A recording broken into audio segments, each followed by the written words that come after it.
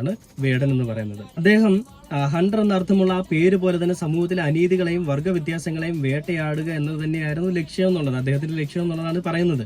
അപ്പൊ ഇതില് വേടൻ എന്ന് പറയുന്ന വ്യക്തി നമ്മുടെ സമൂഹത്തിൽ ഞാൻ പലപ്പോഴും പറഞ്ഞു, ഇപ്പൊ പോലും ഞാൻ പറഞ്ഞാണ്, ശബ്ദമില്ലാത്തവരുടെ ശബ്ദമാണ്. നമ്മുടെ സമൂഹത്തിൽ നിലനിൽക്കുന്ന കൊള്ളരുതായ്മകൾക്കെതിരെയും അസമത്വങ്ങൾക്കെതിരെയും ഒക്കെ പ്രതികരിക്കുന്ന ഒരു വ്യക്തിയാണ്. ആ ഒരു വ്യക്തി പ്രതികരിച്ചപ്പോഴാണ് പല ആളുകളുടെയും ഉള്ളിൽ ഈ ജാതീയ ബോധം ഉടലെടുത്തതെന്ന് ഞാൻ പറഞ്ഞല്ലേ. എന്തുകൊണ്ടാണ് ഞാനത് പറഞ്ഞത്?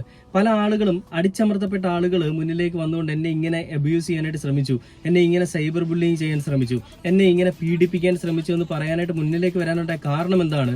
അവർക്കൊക്കെ ശബ്ദമായിട്ട് ഒരാൾ നിൽക്കുന്നുണ്ടെന്നുള്ളത് അവർക്ക് മനസ്സിലായതുകൊണ്ടാണ്. വേടനെതിരെ പരാതി വന്നതുപോലെ തന്നെ കുറേയൊക്കെ കള്ളത്തരങ്ങൾ വരുന്നുണ്ട്. എന്നാലും അതിൽ കുറെ കാര്യങ്ങളൊക്കെ ശരിക്കുമുള്ള കാര്യങ്ങൾ തന്നെയാണ്. വേടൻ ഒരു മുന്നിലേക്ക് വന്നൊരു പ്രതിനിധിയായിട്ട് നിന്നതുകൊണ്ട് തന്നെയാണ് ഇത് തുറന്നു പറയാനായിട്ട് മടിയില്ലാതെ ഒരുപാട് ആളുകൾ രംഗത്തേക്ക് വന്നത്.